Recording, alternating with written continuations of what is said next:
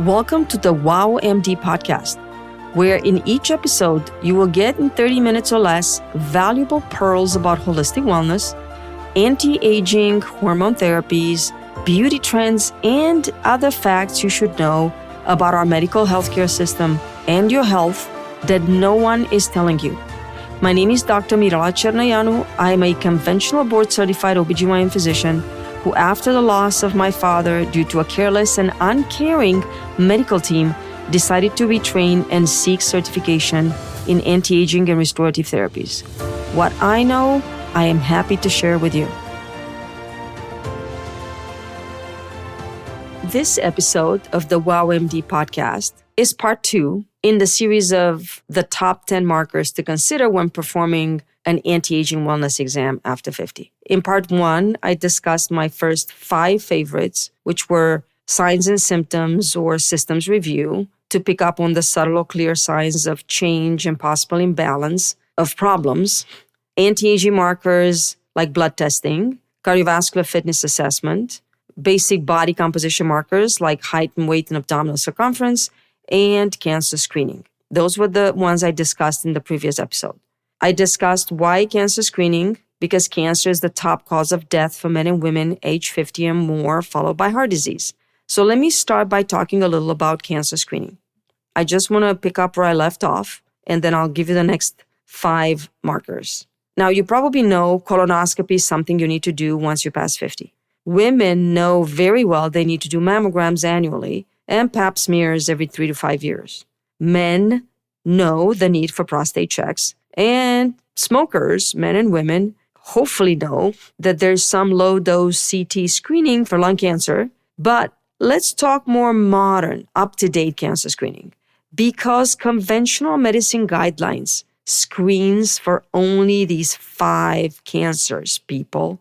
What I just mentioned: breast cancer with an annual mammogram, cervical cancer with an annual pap, now every 3 to 5 years, prostate cancer with annual prostate checks and PSA levels, colon cancer with colonoscopy every 5 to 10 years, and lung cancer with the low-dose lung CT, approved only for people with a smoking history. Now, that is 5 cancers of over 200 described cancers that could kill us. What you're not told is that all the lung cancer cases, lung cancer is the deadliest of all cancers. Of all of these cancers, 20% happen in people who have never smoked a cigarette in their life or smoked less than 100 cigarettes total. So let's talk more statistics so I can make sure that I hone in on what's important.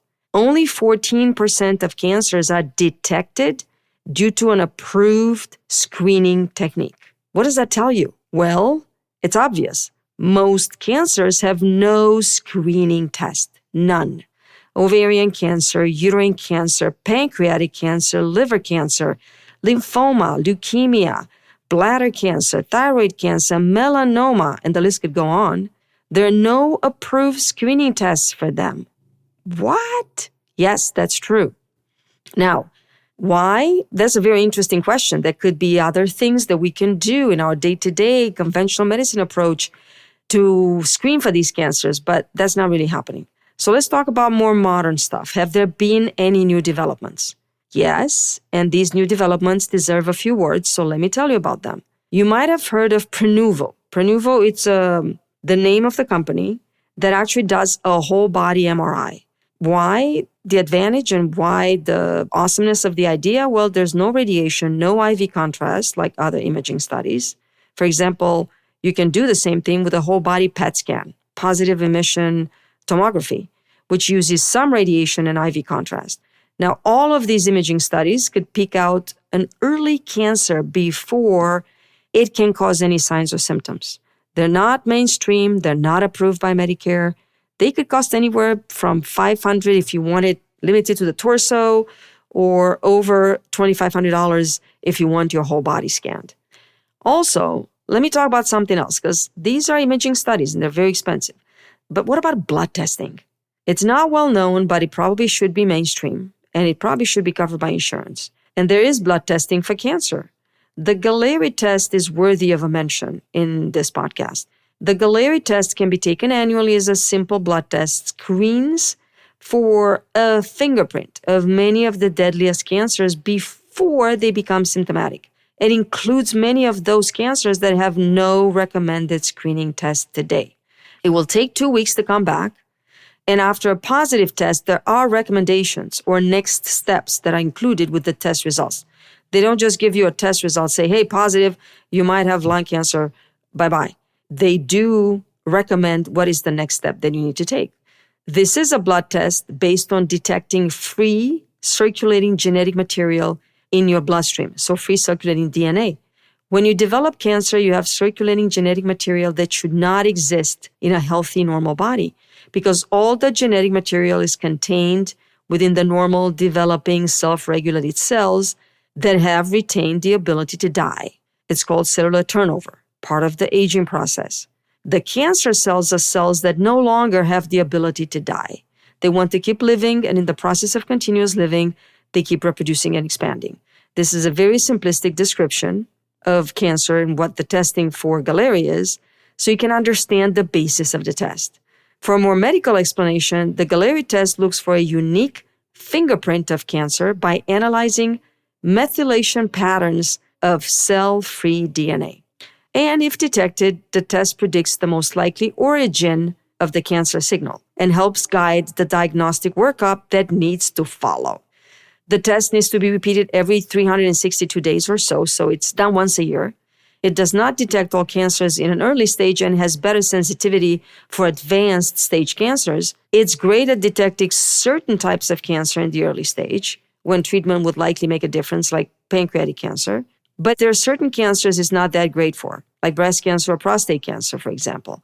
We do have excellent screening techniques for these two cancers, like self-exams for breast, digital rectal exams for prostate, 4D ultrasounds, mammograms, prostate-specific antigen levels, etc. These are highly capable of picking up early breast cancers and prostate cancer. So there are limitations to Galleri. Now, what about OncoSure? This is a new thing. You might Google blood cancer testing and it might pop up. It costs the same as Galleri, just about under $900.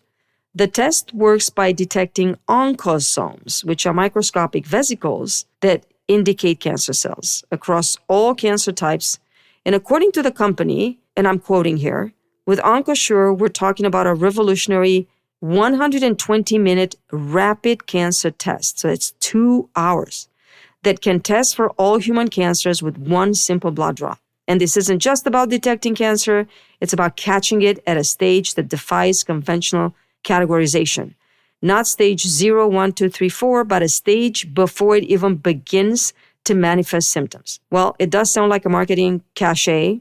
And again, these are brand new tests. They're worthy of mention.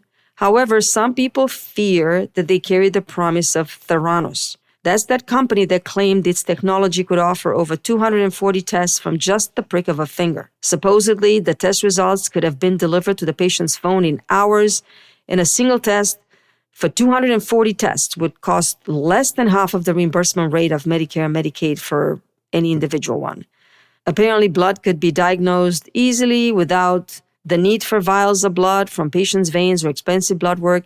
It did fail, and the company owner was indicted, I believe, convicted for fraud. There's a very interesting documentary on that. So again, further research and studies and the test of time will tell us where blood cancer testing goes, but where cancer is concerned, knowing is better than not knowing. So maybe combining the new promising blood testing technology with whole body MRI would be the best way to go for now. Coming back to the annual anti-aging wellness exam tips, because again, if we don't detect cancer early, what's the point of the wellness exam, right?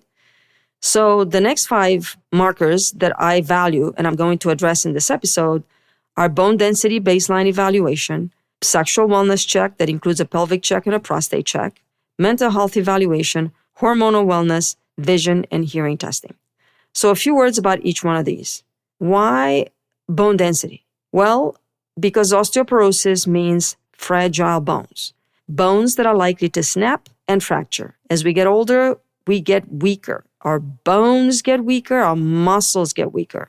Our musculoskeletal system is composed of our bones, joints, and muscle, is what keeps us going. If we don't move, we die.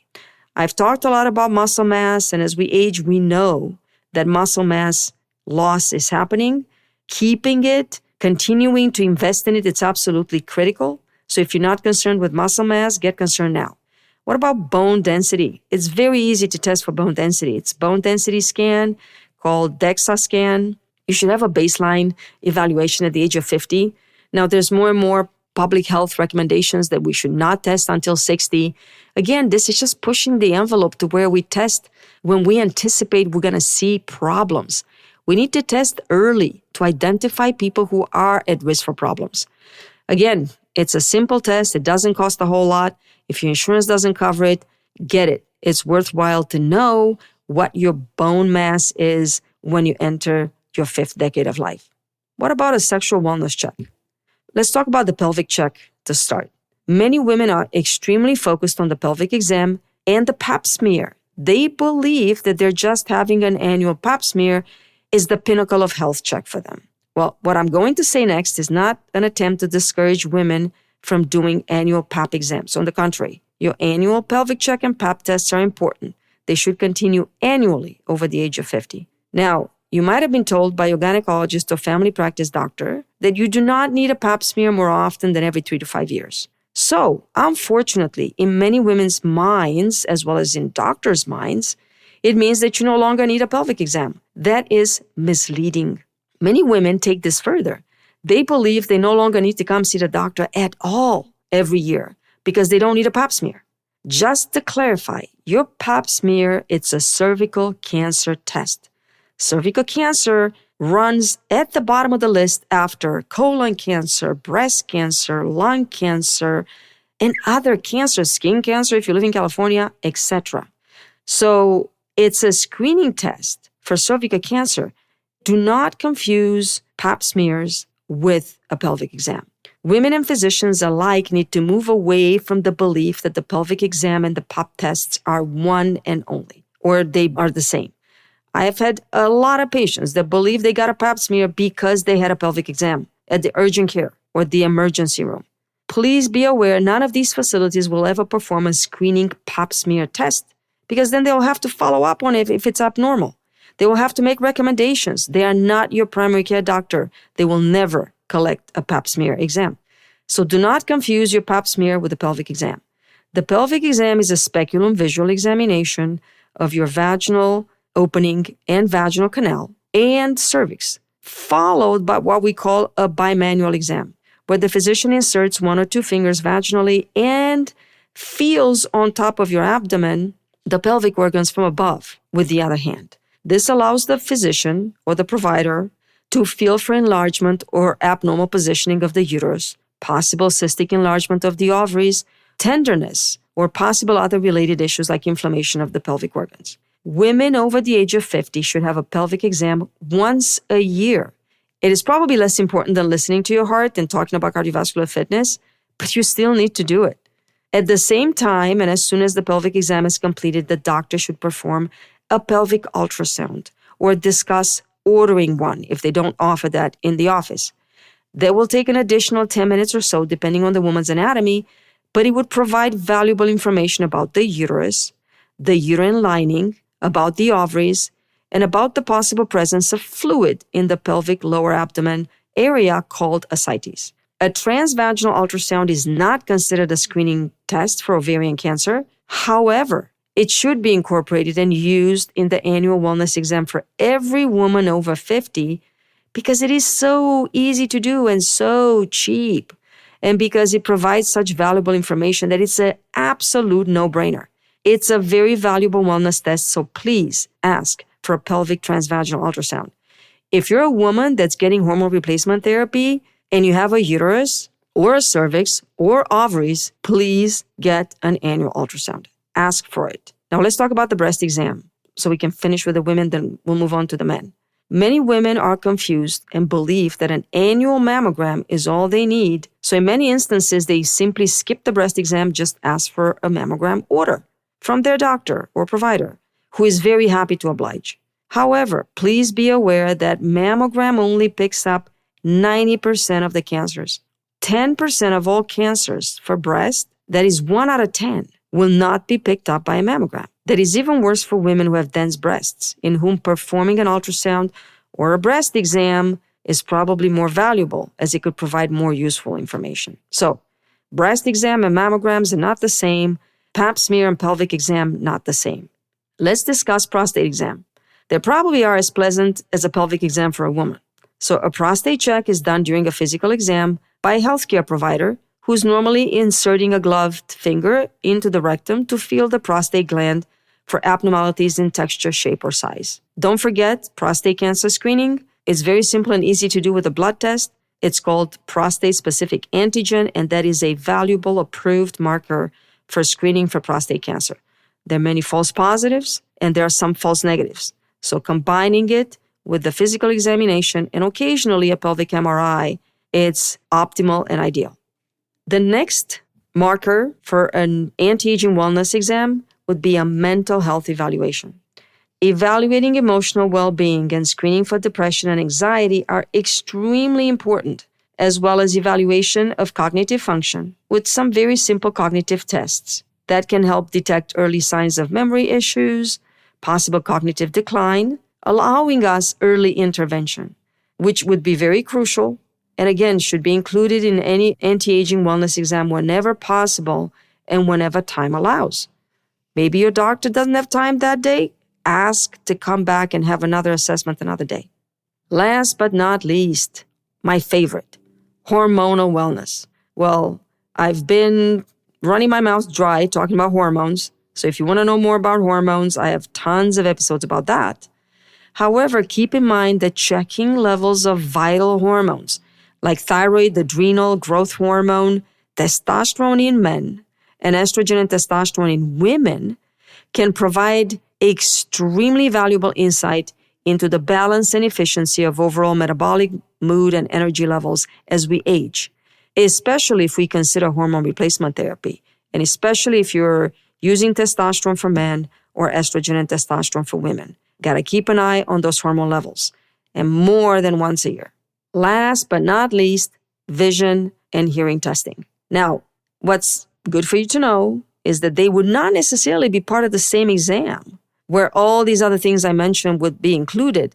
It's something you need to consider. Regular eye and hearing exams are vital because aging affects our vision and our hearing the most. Identifying hearing issues early on, as well as vision loss, can help greatly improve our quality of life and prevent accidents and trauma. Now, if you think about everything I said in the previous episode and this current episode, you might notice and think about it. It would take hours to complete everything I have just told you about in probably one single doctor visit and with just one single provider. Most people have a primary care doctor who might piecemeal some of the tests that I mentioned, some of the exams. They might have a gynecologist for their female needs or urologist for the prostate needs. They might see a cardiologist that would do some of the cardiovascular fitness testing that I mentioned earlier and look into it. Most likely, you would definitely need a separate eye exam and a separate hearing exam from two different doctors, an ophthalmologist and a hearing specialist, right? Doing two additional different visits. Then, after all these exams with all these doctors, you need to make an appointment with maybe one or two blood testing facilities to do all the blood testing ordered as part of your wellness evaluation. You might also need to make appointments for imaging studies, bone density, mammogram, whole body MRI, prostate, pelvic MRI, etc. It might take you a few months to complete all of this. And then guess what? You have to start it again all over next year. No wonder no one is actually doing a comprehensive anti-aging wellness exam because it's so complicated and so comprehensive. So my practice aims to be different. We give our patients the gift of time. We spend a significant amount of time interviewing and asking about signs and symptoms of aging. We pay attention to the simple indicators like height and weight, blood pressure, and heart rate. And we advise the majority of our patients over the age of 50, and even younger ones that qualify, that need it, to take a body composition analysis with our in-body scanner. We also offer a vitamin score assessment, which uses a blue light scanner that measures your carotenoid index and gives you an assessment of your antioxidant status. There's not one person over the age of 50 that comes in for a wellness check that's not taking at least 3 or 4 supplements or vitamins without any idea of whether or not they are impactful or they are helpful for their nutritional status or for the purpose that they're actually taking them for. Now we offer an EKG as part of any wellness exam to anyone over 50. And when we do a wellness woman checkup, we always screen and have a discussion about bone density, muscle mass, colon cancer screening, as well as offer the Galleri test. We do a comprehensive family history evaluation, and if our patient qualifies, we might recommend genetic testing for cancer risk at the time of their wellness check. We always offer additional testing on top of the basic testing covered by insurance. We always advise our clients on lifestyle changes that could be beneficial based on the comprehensive analysis of the signs, symptoms, diet, and exercise habits. Now, our wellness exams could be over 1 hour, and we might recommend that we split the womanly physical with the pelvic exam, breast exam, ultrasound exam, and do it separately from the general physical. So we have more time to cover all the things that I discussed earlier. So please consider everything I told you as being the basic of anti-aging. And then think about how your last wellness check was done. If you are our patient or would like to become our patient, when you call to make an appointment, mention you'd like an anti-aging wellness check. And we will be happy to oblige and give you the time and the energy and the means that is required to include everything that I discussed. I really hope this 2-episode series has been useful to you. And to sum it up, the top 10 anti-aging wellness markers that are my favorite would be, number 1, signs and symptoms analysis, good old-fashioned talking to the patient. Number 2, a comprehensive blood analysis of biological aging markers. Number 3, cardiovascular fitness evaluation. Number 4, your body mass composition and abdominal circumference. Number 5, cancer screening. Number 6, bone and muscle strength assessment, so bone density screening and muscle mass evaluation. Number 7, sexual intimacy wellness check for men and women. Number 8, complete hormonal analysis. Number 9, mental health assessment with mood and cognition evaluation. And number 10, vision and hearing analysis. Again, thank you for listening, and I hope this was useful. And take into account and write down everything I said. And if you're not getting it all from one doctor, consider getting it from many doctors. But if you want to be all in one, comprehensive, we would welcome you to join our practice where this is exactly what we do. Thank you for trusting me with your time, and thank you for listening to today's episode. If the content I provided wowed you, was helpful and valuable to either you or someone close to you, please do me a favor and leave me a review. I am very open and welcome any kind of feedback as well as suggestions on any content ideas, so please forward those suggestions to Jessica, my patient care coordinator, through our website, herabeautyandwellness.com. And I look forward to our time together next episode.